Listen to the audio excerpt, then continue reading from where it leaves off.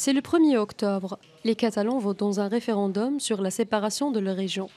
Le point de départ de l'une des plus graves crises politiques en Espagne.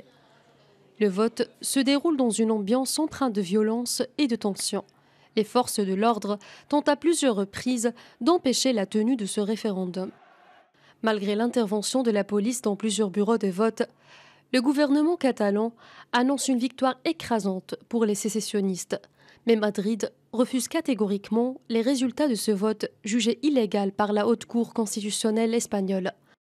Le 4 octobre, le roi Felipe VI place l'union du pays au cœur de son premier discours solennel sur la situation.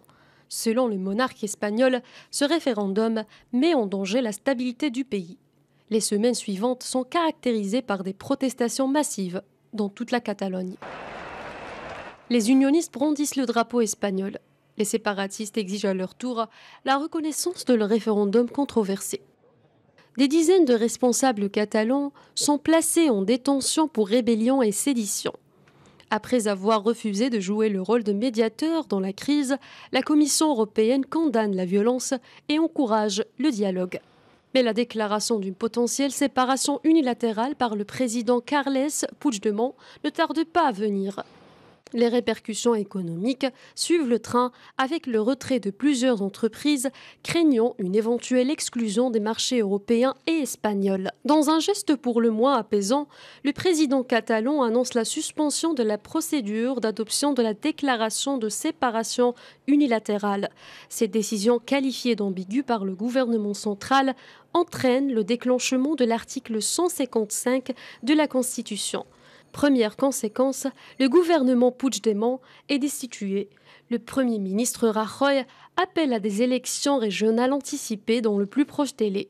Menacé de poursuites pour rébellion, Carles Puigdemont se réfugie en Belgique, où il mène depuis son exil volontaire une campagne électorale en tête de la liste Ensemble pour la Catalogne. D'autres leaders sécessionnistes candidatent aux élections régionales derrière les barreaux. Deux faits qui rendent ces élections convoquées par le gouvernement espagnol atypiques sur plusieurs plans. La campagne électorale est marquée par une course sans merci entre unionistes et séparatistes. Pour le gouvernement espagnol, ces élections sont décisives pour mettre fin aux ambitions des sécessionnistes. Mais le résultat tant attendu des suffrages est loin de trancher sur la question.